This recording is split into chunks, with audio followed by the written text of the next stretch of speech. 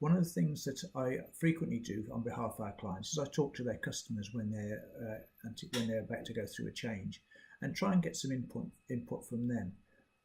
I think it's fair to say that many occasions customers don't really know exactly what they do want, and they don't know until they've tried it, so it's difficult for them to comment. But the overriding feedback that I get is what they really want is choice. They want some choice about how they contact their organisations, how they contact those suppliers, but also when they contact them. Now, obviously, the when is easier if you're providing online services because you can provide those 24 hours a day. When it comes to how, a lot of customers were quite happy to use automated services if it's accessible to them and they've got the services, but there are some that don't want to. So I don't think we should forget those people and move away from them altogether. The other issue is what happens when those services aren't able to be automated. So quite often there's a need to maybe change an order for a specific criteria. It may well be changing a delivery time, and you want to be able to chat with somebody and say what happens if and what happens there. So those complexities mean that it's a little bit more difficult to have that on an automated service, and there's a need then for being able to speak to somebody.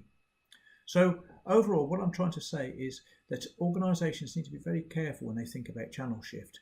And I get a number of inquiries, regular inquiries about digital transformation, and transferring the way that organisations deal with customers or customers deal with organisations.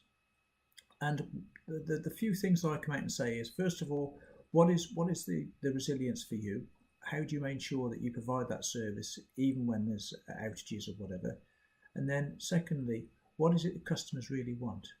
And why are you doing it? Is it because customers are demanding it, or is it because you're looking to reduce costs? I think that if you're looking to channel shift to be able to improve the customer experience, then there's a great need to do that. But I would also say that I see many organisations that believe that they're going to reduce their costs significantly by reducing the number of people that they employ to answer customer interactions and being able to automate them, that actually lose the customer experience and could end up with negative output. I also see, although it's not widely commented on publicly, that many organisations that attempt to reduce their costs don't actually reduce them at all. They maintain the costs at the same level, or even in some cases increase costs. So just a few things to think about in terms of channel shift and where people are going. That's all for me for now. I hope to be back with another video in this series, and I look forward to speaking to you soon. Thanks. Bye.